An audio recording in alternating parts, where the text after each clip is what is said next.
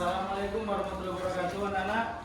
Waalaikumsalam warahmatullahi wabarakatuh. Gimana kabarnya hari ini? Sehat semua? Alhamdulillah sehat. Oke, sebelum kita mulai pelajaran, kita buka dengan mengucapkan basmalah. Bismillahirrahmanirrahim. Oke, sebelumnya Pak absen dulu ya, seperti biasa. Nanti panggil hadir ya. Abu Isam, hadir Pak. Ahmad Reza, Anggi Nurul, Anita, Alifah. Kan anak minggu semalam kita sudah belajar tentang kirot. Ya, hari ini nanti lanjutannya adalah riba. Tapi sebelum kita lanjut ke riba, kapan nanya dulu tentang kirot? Sehingga kita belajar semalam kita ya. Oke, kirot. Coba tunjuk tangannya. Siapa tahu apa itu kirot semalam? Oke, kirot Sofia.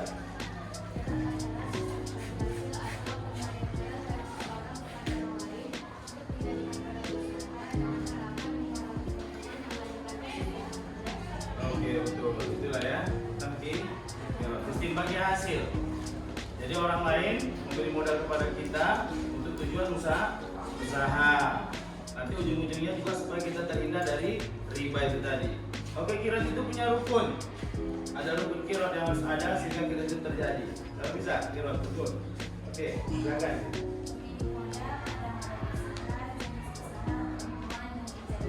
Ya. Jadi pemilik modal ada, yang menggunakan usahanya ada, keuntungannya juga ada. Apa tadi lagi? Usahanya ada dan ijab kabulnya juga ada. Maka terjadilah kirot. Kirot itu juga dikenal orang dengan nama mudharabah. Jadi kali ini Bapak akan menerangkan tentang riba secara spesifik dengan menggunakan fokus.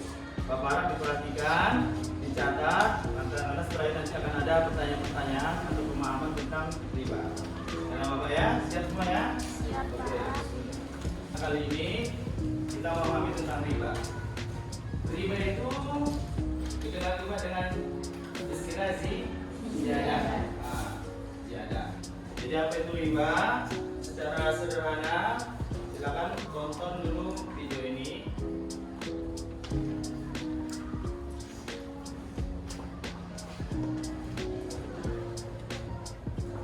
Singkat ya, kita riba.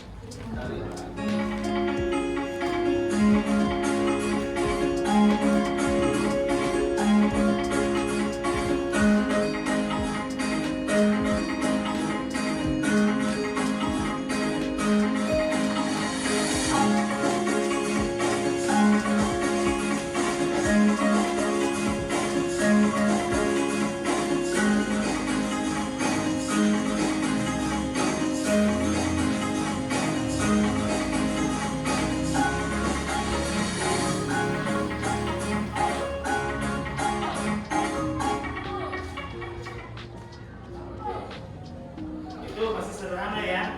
Berarti dari video ini kita bisa memahami riba itu adalah tambahan dari pinjaman uang.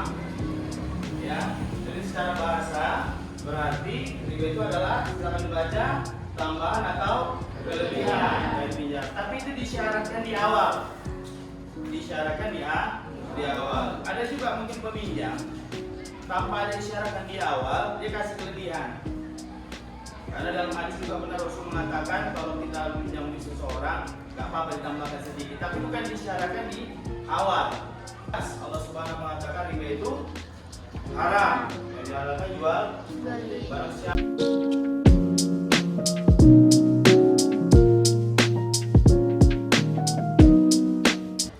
Ya ayyuhalladzina amanu la ta'kulu riba adha'afan mudha'afah wa taqullaha la'allakum muflihun. Ya. Kurang jelas ya tadi ya? Oke.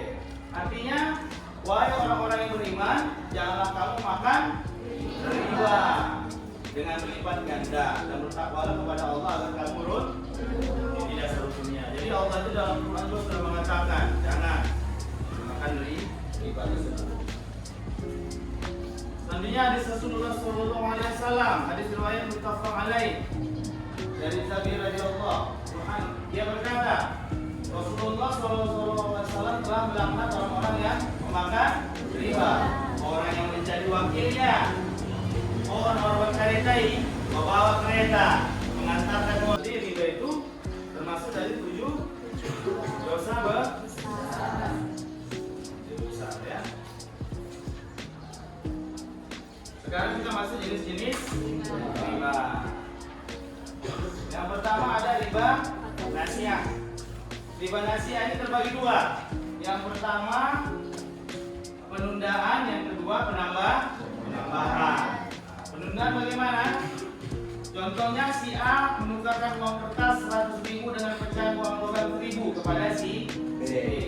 Tetapi saat itu si B hanya memberikan 60 uang logam 1.000 karena hanya jumlah itu yang ada dipegang saat itu. Jadi sisanya akan diberikan besok yang 40 uang logam lagi. Yang pertama 60, yang 40 sisanya besok.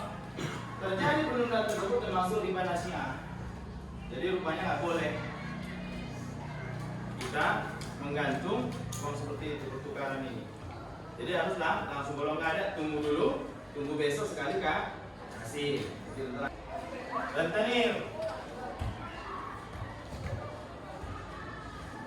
pinjam kita 1 juta. Dia kenakan bunga 30% tiap bulan. Tiap bulan kita harus bayar 30% dari 1 juta, 300.000. Jadi mulai dari bulan pertama kamu berutang, ketiga, keempat kamu hanya membayar 300.000 sampai kita mampu membayar 1 juta. Selama yang 1 juta belum bisa dibayar, kita terus membayar bunganya sebanyak 300.000 tiap bulan. Kapan sudah ada 1 juta, berhentilah bunganya. Jadi bulan pertama belum bisa bayar 1 juta, bayar bunga dulu. Bulan kedua kamu meminjam belum terbayar 1 juta, bayar 300.000 lagi, dan seterusnya. Untuk riba fadli, silakan tonton video ini dulu. Apa itu riba fadli?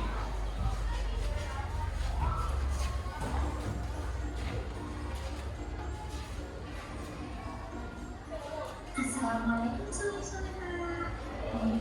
Kita memiliki kekayaan alam yang sangat luar biasa. Salah satunya adalah barang-barang tambang.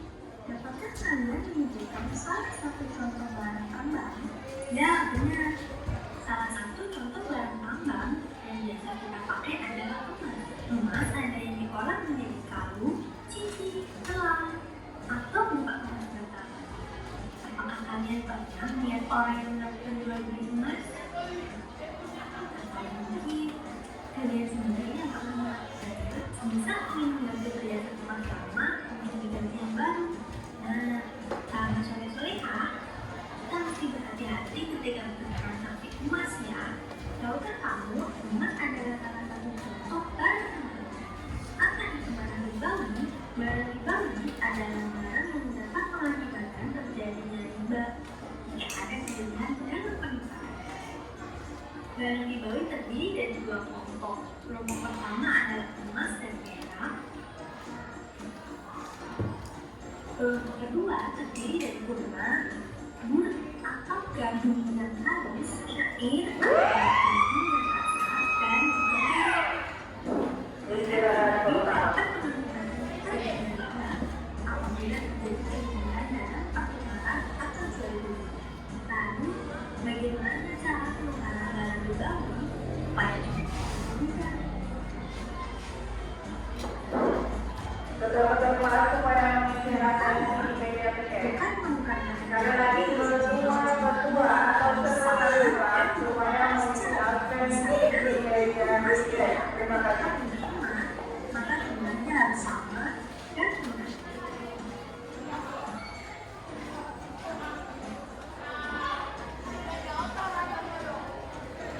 Kedua, jika pertukaran barang ribawi yang satu kelompok tapi tidak sejenis, boleh digunakan dengan jumlah atau ukuran yang berbeda. Tapi kita pastikan, misalnya emas 1 gram boleh ditukarkan dengan 50 gram perak, tapi tetap harus ditukar. Kemudian yang ketiga, pertukaran barang ribawi yang berbeda jenis dan berbeda kelompok, maka tidak ada syarat khusus, boleh tidak tunai dan boleh berbeda timbangan atau takaran. Misalnya, emas ditukarkan dengan beras, maka boleh berbeda takaran dan boleh tidak tunai juga. Nah, jadi jual beli barang ribawi seperti emas harus memperhatikan aturan itu agar tidak terjadi riba fadl. Apa itu riba fadl? Riba fadl yaitu menukar salah satu barang ribawi dengan yang sejenis dengan harga yang berbeda. Misalnya, menukar 1 gram politik emas. Berarti barang ribawi adalah benda yang dapat mengakibatkan terjadinya riba jika ada kelebihan dalam pertukaran. Jadi kelebihan tidak boleh. Dia dibagi 2 kelompok. Yang pertama, kelompok pertama emas dan satu kelompok beda jenis. Yang kedua, kelompok kedua kurma, gandum halus atau bubur, gandum kasar atau cair dan gas. Jadi kalau kita kiaskan di sekarang, itulah beras, makanan pokok kita lah. Berarti sekarang makan pokok kita apa? Beras ya, bukan gandum. Di sana gandum ada yang dihaluskan, ada yang kasar, garam, ya. Contohnya, sejenis dan satu kelompok. Sejenis satu kelompok tadi apa? Emas dan perak, ya. 1 gram emas dengan 1 gram emas. Dengan syarat gimana? Timbangan harus sama dan tunai. Kalau sejenis dia nggak boleh. Seperti itu ya. Yang kedua, beda jenis, tapi satu kelompok. 1 gram emas dengan 5 gram perak dengan syarat timbangan harus sama dan tunai juga. Harus sama dan tunai juga. Yang ketiga, beda jenis dan beda kelompok. 1 gram emas dengan 100 kg beras. Dalam hal ini timbangan boleh tidak sama dan boleh juga tidak tunai. Kalau kalian pernah belajar sejarah, inilah yang namanya barter itu, tukar menukar barang. Yang hati-hati kita yang ketiga ini, tukar barang dengan barang yang sesuai, yang masuk akal. Gak mungkin kan kita tukar 1 gram emas dengan 100 ton beras. Wah, itu gak mungkin. Ya, yang mungkin lah yang masuk akal gitu. Di sini harus hati-hati, beda jenis dan beda kelompok, ya. Sehingga disimpulkan apa tadi riba fadli? Pertukaran salah satu barang ribawi dengan yang sejenis dengan ukuran yang berbeda. Jadi hati-hati dengan barang ribawi, emas, perak, makanan pokok, itu hati-hati. Itu bisa menjadi riba, bisa menjadi riba seperti itu.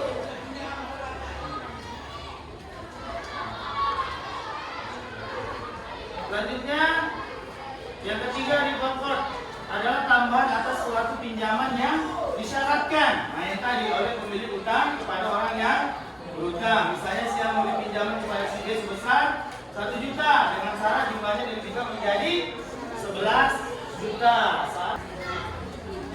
Silakan tentukan ini jenis riba apa dari yang depan.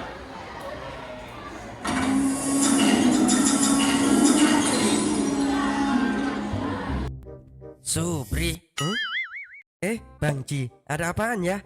Ah, pura-pura lupa segala. Apa perlu aku posting catatannya di sosmed? Walah, hutangku ya bang.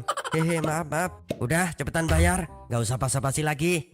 Iya, nih 100.000. Makasih ya bang, udah minjemin. Lah, balikin uangnya kok pas gini? Kan emang kemarin aku hutang 100.000 bang. Ya tahu, tapi nggak ada yang gratis di dunia ini. Harus dilebihin dong. Lebih? Jadi berapa dong bang? Hitung aja sendiri. Perharinya bunganya 2.000. Jadi seminggu berapa? 14.000 bang. Itu kalau tepat waktu bayarnya. Kalau telat beda lagi. Maksudnya bang, telat per hari tambah 5.000. Nah, kamu udah telat berapa hari? 2 hari bang. Jadi total hutang tambah bunga harian tambah telat bayar sama dengan berapa? 124.000 bang. Pintar. Makasih bang, makasih. Saya nggak muji. Ayo cepetan bayar kurangnya. Iya ini. Tunggu. Adeh, jangan ikut campur kalian anak kecil. Jangan panggil kami anak kecil, Pak De.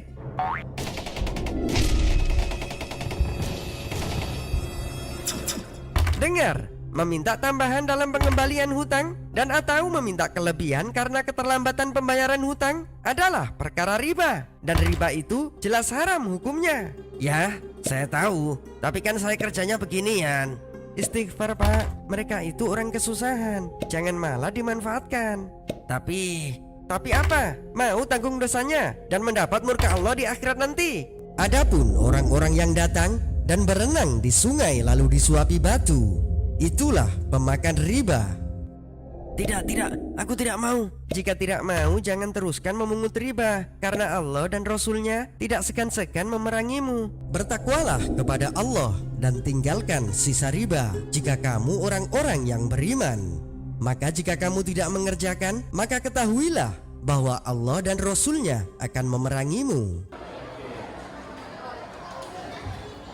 Kamu tonton, ini sendiri riba apa yang kamu tonton? Riba Asia. Ada riba yang kedua? Ada pendapat riba Asia. Yang lain ada? Sepakat semua riba Asia. Kenapa alasannya? Alasannya meminta tambahan karena keterlambatan pembayaran. Tidak disyaratkan, tapi dia minta. Itu namanya riba Asia. Oke. Kelompok 1 sekarang mana orangnya? Kelompok 2, 3. Kelompok apa diskusi kita? 4, 5, 6, 7, 8. Oke. Sekarang otomatis bentuk grupnya. Otomatis pindah. Bapak kasih soal, silakan. Otomatis pindah. Nanti kita bahas soalnya.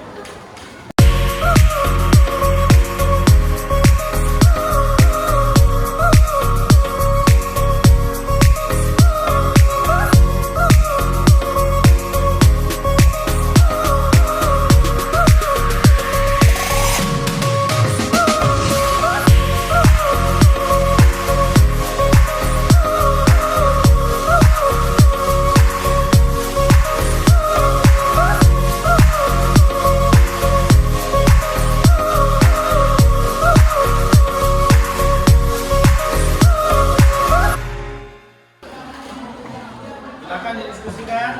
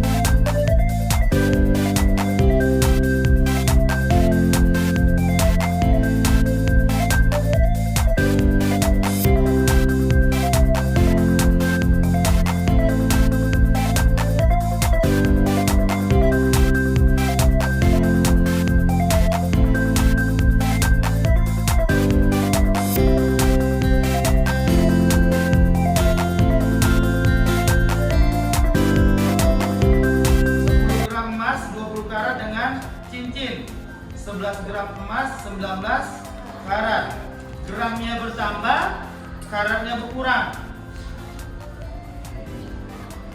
Itu sama. 1 gramnya itu 10 gram emas tapi 20 karat. Satu lagi cincin 11 gram tapi 19 karat. Oke, ini harus kita ilmui dengan ilmu apa ini tentang emas? IPA. Dia terintegrasi dengan ilmu bumi tentang emas, karat-karat ini. Ya, nanti kita bahas lagi, lebih mendalam lagi. Oke, yang terakhir nomor 5, kelompok 7. Mana kelompok 7? Oke, baca.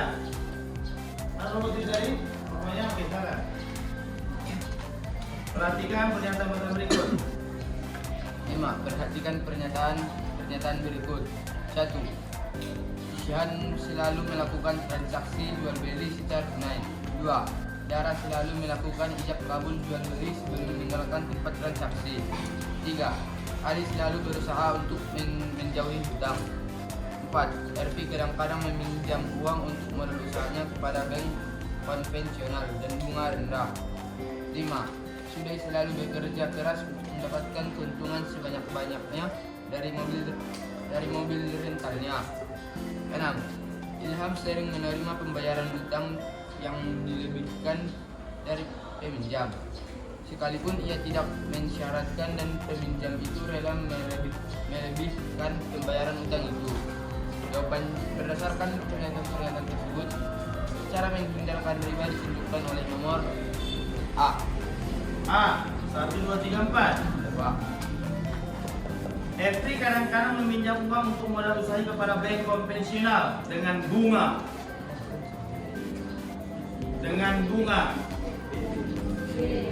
Jawabannya adalah B. Itu yang lebih tepat ya.